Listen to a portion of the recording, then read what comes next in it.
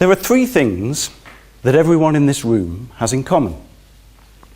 The first, in the past, is a shared experience that was our first day at school. The second, in the present, is that we are all fellow students at the University of Life. And the third, in the future, is that sooner or later we will all face difficult times. And it is then that we will need education to help us to meet life situations. We were probably all very excited on our first day at school.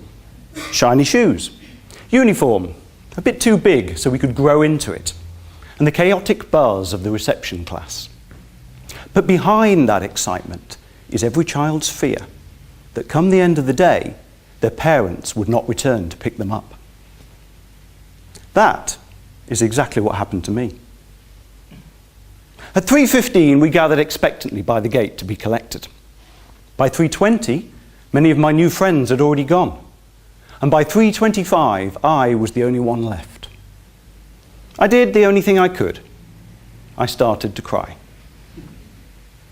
Within moments, I was being consoled by a kindly teacher. And a couple of minutes later, my mother arrived. She thought the school day ended at 3:30. I never let her forget that.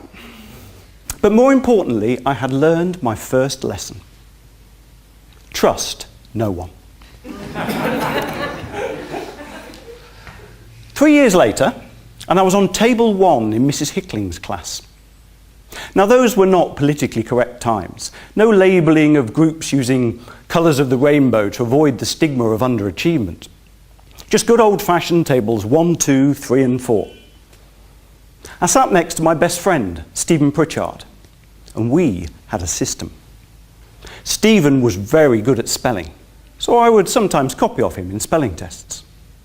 And I was quite good at sums, so would return the favour during maths tests. It worked like a dream. Until one day, I was caught looking over his shoulder at a particularly tricky spelling and was banished by Mrs. Hickling to table 2. I served my time and was eventually allowed back onto table 1, although not sitting next to Stephen. And I had learned 2 more important lessons.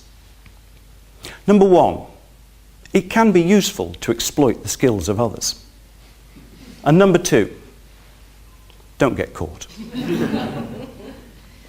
So my early years had taught me to trust nobody, to build my success on the talents of others, and to never get caught.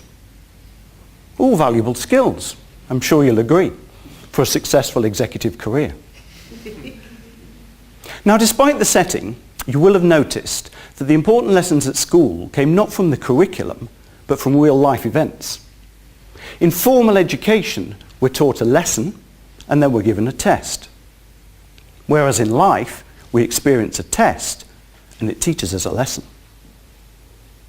This is the University of Life, where we are all fellow students. It's not difficult to get into, we just have to be born. But the courses last, literally, a lifetime. And we face exams every day. So what is the single biggest thing I have learned in over 50 years? Yes, I know that's difficult to believe. In over 50 years at the University of Life. Now be prepared for this because it is profound. What I've learned is that there are good days and there are bad days. That's it. Perhaps Rudyard Kipling put it more eloquently when writing of triumph and disaster. He told us to treat those two impostors just the same. Or, put another way, success is never permanent and failure is never fatal. According to the pop legend that is Ronan Keating, life is a roller coaster. Well, if that's true, it's bad news for me because I don't like roller coasters. If ever I find myself on one, usually under duress, I just hold on tight, close my eyes, and wait for it to be over. But on the roller coaster of life, I don't want to live that way. I don't want you to. And I certainly don't want my children to. So if education is the ability to meet life's situations, then the University of Life has to teach us about resilience, about managing failure, and about the roller coaster downs being, like the ups, just part of the ride. And then we can open our eyes, enjoy the view, and savour the experience.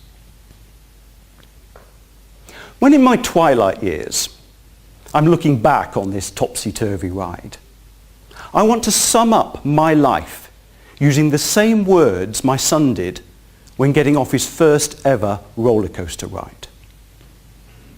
With wide eyes and a huge smile, he simply said, "That was epic."